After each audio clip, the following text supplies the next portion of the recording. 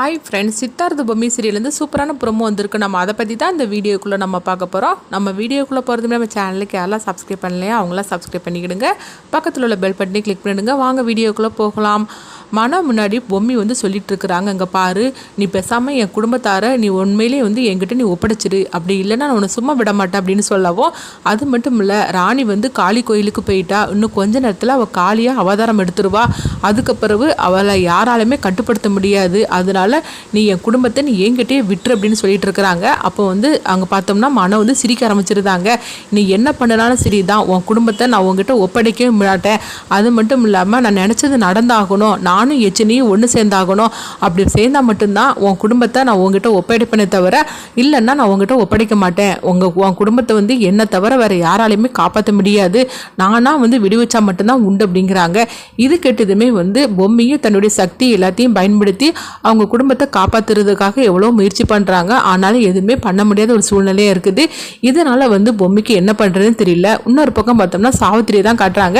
அவங்களும் கமண்டலமும் வந்துட்டு இருக்கும்போது அப்போ வந்து ரகுரன் வந்து என்னை யாராவது காப்பாற்றுங்கன்னு சொல்லி கத்தவும், உடனே சாவித்திரி வந்து இது என்னது ரகுராம் தம்பியோட குரலாச்சு அப்படின்னு சொல்லிட்டு அங்கே வராங்க. அப்போ அவங்க மண்ணுக்குள்ளே புதைஞ்சிருக்கவும், இதை பார்த்ததுமே என்ன தம்பி நீங்கள் மனவை வந்து அழைச்சிட்டு வரேன்னு சொல்லிட்டு இருந்தீங்க, உங்களுக்கு என்ன இந்த நிலைமை அப்படிங்கும்போது அப்படின்னு சாவித்திரி கேட்கவும், ஃபஸ்ட்டு என்னை காப்பாற்றுங்க, அதுக்கப்புறமா நான் சொல்கிறேன் அப்படின்னு சொல்லவும், உடனே வந்து கமண்டலம் பார்த்தோம்னா அந்த சங்கை வச்சு அவங்கள காப்பாற்றிட்டுதாங்க.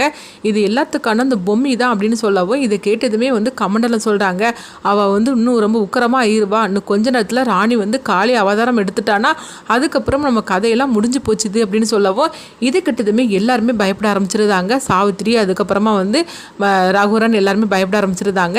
இங்கே பார்த்தோம்னா வந்து பொம்மியை தான் காட்டுறாங்க. பொம்மி வந்து அவங்க மனோகிட்ட சொல்லிட்டு இருக்கிறாங்க, இங்கே பாரு மனோ, நான் சொல்கிறது கேளு, நீ வந்து சித்தார்த்தையும் என் குடும்பத்தையும் என்கிட்ட விட்டுரு அப்படிங்கும்போது நான் ஒன்றும் விட முடியாது, உன்னால் முடிஞ்சதை பார்த்துக்க அப்படின்னு மனோ வந்து சிரிச்சிட்டு இருக்கவும், அடுத்து பார்த்தோம்னா இங்கே பொம்மி வந்து நம்பூதிரி கிட்ட தான் பார்க்க வராங்க. அப்போ நம்பூதிரி வந்து பார்த்தோம்னா அவங்ககிட்ட வந்து சொல்கிறாங்க, எப்படியாவது சித்தார்த்தையும் என் குடும்பத்தையும் நான் காப்பாற்றணும், இப்போ என்ன பண்ணுறதுக்கு மனோகிட்ட அவங்க எல்லாருமே சிக்கிட்டு இருக்கிறாங்க அப்படின்னு சொல்லும் போது, அப்போ நம்பூதிரி பார்த்தோம்னா வா அப்படின்னு சொல்லிட்டு அவங்க வந்து கூட்டிகிட்டு போகிறாங்க. அப்போ நம்பூதிரியும் பொம்மியும் வந்து போயிட்டு இருக்கும்போது அங்கே சாவித்திரி ரகுரன் இவங்க எல்லாத்தையும் கவனிக்கிறாங்க. இவங்க எல்லாரையும் பார்த்ததுமே பொம்மி வந்து நினைக்கிறாங்க, ஓஹோ சாவித்திரியும் ரகுரனும் இங்கே தான் இருக்கிறாங்களா, இப்போ என்ன பண்ணுறேன் பார் அப்படின்னு சொல்லிட்டு சாவித்திரியும் ரகுரனையும் வந்து அவங்க கட்டுப்பாட்டெல்லாம் வரவழைச்சிருந்தாங்க பொம்மி.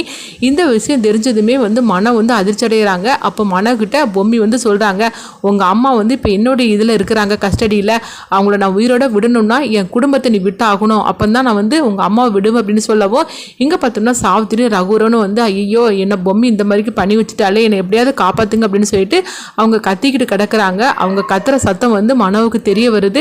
உடனே மனோ சொல்கிறாங்க, இங்கே பாரு, எங்கள் அம்மாவை எதுவும் பண்ணிடாத, ஒழுங்கு மரியாதை எங்கள் அம்மா விட்டுரு அப்படிங்கவும், உங்கள் அம்மா உனக்கு வேணும்னா நீ வந்து என்னுடைய சித்தார்த்த சாரையும் என் குடும்பத்தையும் நீ விட்டாகணும் அப்படிங்கிறாங்க.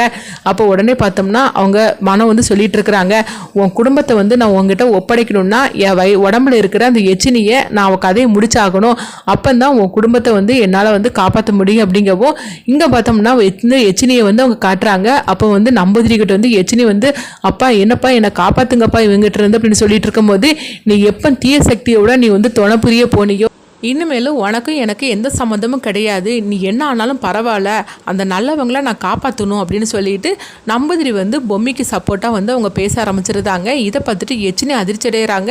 அடுத்து பார்த்தோம்னா மனம் வந்து எச்சினி கதையை முடிக்கிறதுக்காக போகிறாங்க. எச்சினி வந்து என்னை விட்டுருன்னு சொல்லி அவங்க கத்திட்டு இருக்கிறாங்க. இன்னொரு பக்கம் ராணியை தான் காட்டுறாங்க. ராணி வந்து முழுசாக அவங்க வந்து காளியாக அவதாரம் எடுத்து வராங்க. அப்போ அந்த 5 சாமியார்களும் வந்து ராணி வந்து முழுசாக அவள் வந்து காளியாக மாறிட்டா, இதுக்கு பிறகு அவளை வந்து யாராலையும் கட்டுப்படுத்த முடியாது, தீய சக்தி எல்லாத்தையும் அழிச்சிருவா அப்படின்னு சொல்லிட்டு அவங்க எல்லாருமே வந்து அங்கேருந்து கிளம்பியிருந்தாங்க. அது மட்டும் இல்லாமல் போகும்போது அவங்க ராணி காலில் விழுந்து அவங்க ஆசீர்வாதம் வாங்கிட்டு போகிறாங்க. அப்போ வந்து பார்த்தோம்னா ராணி வந்து முழு காலியாகி அவங்க வந்து அப்படியே பார்க்குறதுக்கு ரொம்பவே உக்கரமாக போயிட்டு இருக்கும்போது கமண்டலத்தை தான் முதல்ல வந்து அவங்க தீக்கிறதுக்காக வராங்க. கமண்டலம் வந்து ராணிக்கிட்ட மாட்டிக்கிட்டு தாங்க. ஐயோ ராணி காளியாக அவதாரம் எடுத்துட்டாலா, இப்போ இவகிட்ட இருந்து நம்ம தப்பிக்க முடியாத, என்னை தயவு செய்து விட்டுருன்னு கமண்டலம் வந்து கத்திக்கிட்டு இருக்கிறாங்க. ஆனால் ராணி வந்து அவங்களுடைய கதையை வந்து அவங்க முடிச்சிட மாதிரி தான் காட்டுறாங்க. இதனால கமண்டலத்தை கதையை வந்து அவங்க முடிச்சிருந்தாங்க. அடுத்தவங்க பார்த்தோம்னா சித்தார்த்தை தான் காட்டுறாங்க. சித்தார்த்தை வந்து முழுசாவே வந்து அவங்க சிலையாவே மாறியிருந்தாங்க. எப்படியாவது நம்மளை வந்து ராணியும் பொம்மியும் வந்து காப்பாற்றுவாங்க அப்படின்னு சொல்லிட்டு கடைசி வரைக்கும் சித்தார்த்தை வந்து நம்பிட்டு இருந்தாங்க. ஆனால் வந்து சித்தார்த்தை வந்து முழுசாவே வந்து அவங்க வந்து சிலையாக மாறிட்டாங்க. இதை பார்த்துக்கிட்டு பொம்மி வந்து அதிர்ச்சி அடைகிறாங்க. ஐயோ, என்னுடைய வேம்பு சார் முழுசாக இந்த மாதிரிக்கு மாறிட்டாரு, ராணி நீ சீக்கிரமாக வந்தால் தான் நம்ம வந்து சித்தார்த்த சாரை வந்து காப்பாற்ற முடியும், அது இந்த நேரத்துக்குள்ளே நீ வந்தே ஆகணும் அப்படின்னு சொல்லிட்டு பொம்மி வந்து அவங்களுக்குள்ளேயே அவங்க நினச்சிட்டு இருக்கிறாங்க. இங்கே பார்த்தோம்னா மனம் வந்து எச்சினி கதையை முடிச்சு அவங்க வந்து அதாவது ராணியோட குடும்பத்தை எல்லாத்தையும் வந்து அவங்க விடுவிச்சிருந்தாங்க. அடுத்து பார்த்தோம்னா அவங்க தாத்தா பாட்டி எல்லாருமே சுய ரூபத்துக்கு வந்துருந்தாங்க. அப்போ ஜாய்ப்பம்மா வந்து ரொம்பவே சந்தோஷப்பட ஆரம்பிச்சிருந்தாங்க. அங்கே ராணி காளி அவதாரம் எடுத்துட்டா, அதனால தான் இங்கே ஒவ்வொன்றா நல்லதெல்லாம் நடக்க ஆரம்பிச்சிருச்சு அப்படின்னு சொல்லிட்டு அவங்க ஜாய்ப்பம்மா வந்து சொல்லவும், இப்போ தாத்தா பாட்டி அதுக்கப்புறமா தர்சினி மலர்னு எல்லாருமே கேட்குறாங்க, நாங்கள் இவ்வளோ நேரம் எங்கே இருந்தோம், எங்களுக்கு என்ன நடந்துச்சு என்ன ஆச்சு அப்படின்னு சொல்லும் போது, உங்களுக்கு ஒன்றும் நடக்கலை, நீங்கள் இந்த பூஜையை வந்து நீங்கள் ஆரம்பிங்க, ராணி வந்து முழுசாக காளியாக அவதாரம் எடுத்தாச்சுது அப்படின்னு சொல்லவும், இது கேட்டதுமே தாத்தா பாட்டி எல்லாருமே வந்து சந்தோஷப்பட ஆரம்பிச்சிருந்தாங்க. அதே நேரத்தில் ராணிக்கு வந்து எந்த ஆபத்து வந்துடக்கூடாது, சித்தார்த்தையும் எப்படியாவது காப்பாற்றுன்னு சொல்லிக்கிட்டு அவங்க வந்து பூஜை ஆரம்பிக்கிறாங்க. அப்போ நம்பூதிரி எங்கன்னு சொல்லி கேட்டுட்டு இருக்கும் போதே நம்பூதிரி கரெக்டாக வந்துட்டாங்க. நான் வந்துட்டேன், இந்த பூஜையை நம்ம ஆரம்பிக்கலாம், இப்போ ராணி வந்து காளியாக மாறிட்டா, நம்ம இந்த பூஜையை ஆரம்பிக்கலாம்னு சொல்லிட்டு எல்லாருமே பூஜையை வந்து அவங்க நடத்திட்டு இருக்கிறாங்க. இங்கே பார்த்தோம்னா பொம்மியை தான் கட்டுறாங்க. பொம்மி வந்து ஐயோ ராணி சீக்கிரமாகவே வா, அந்த தீர்த்தம் தண்ணி நம்ம எடுத்துட்டு எப்படியாவது வேம்பு சாரம் மேலே வந்து இந்த தண்ணியை தெளித்து நம்ம எப்படியாவது காப்பாற்றணும், அதே மாதிரிக்கு இந்த மனவோட கதையை நம்ம முடிச்சு ஆகணும், அவனை இதுக்கு மேலே நம்ம விட்டு வைக்கக்கூடாது அப்படின்னு சொல்லிட்டு நினைக்கிறாங்க. அப்போ மனம் வந்து பொம்மி கிட்ட சொல்கிறாங்க, இங்கே பாரு உன் குடும்பத்தை தான் நான் விட்டுட்டோம்ல, இப்போ என்னுடைய அம்மாவை என்ன எனக்கு கொடுத்துரு அப்படின்னு சொல்லி கேட்டுட்டு இருக்கிறாங்க. அப்போ வந்து பொம்மி சொல்கிறாங்க, உங்கள் அம்மா உனக்கு வேணும்னா நான் சொல்கிற மாதிரிக்கே நீ நடக்கணும் அப்படிங்கிறாங்க.